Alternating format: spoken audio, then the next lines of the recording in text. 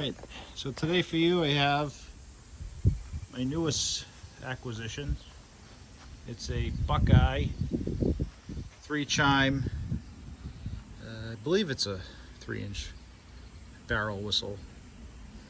And I got the opportunity to buy this, and there's some other whistles available, but I like the 3-chimes. They sound distinctly like a locomotive, so regardless of their size usually. So it came with the valving and the ball valve, and everything looked pretty good. So I tried to blow this on the compressor down in the basement. It just barely made any noise. So in order to blow it, I actually had to build this surge tank. So the line here goes to the compressor in the basement, and it's all half-inch black iron pipe with a regular air fitting. This is a cheapo Campbell Hossfield tank, and so the black iron is all half-inch.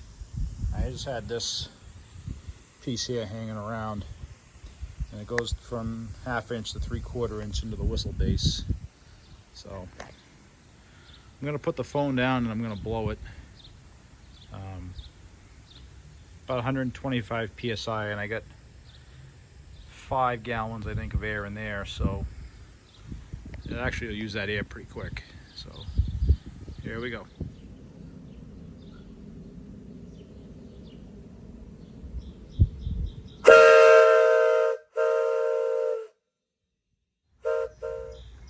So that there is the big blow with everything it had in the tank.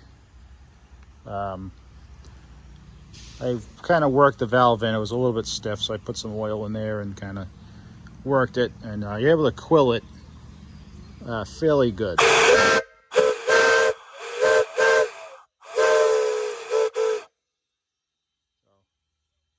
Anyway, guys, hope you liked the video. It's a short one.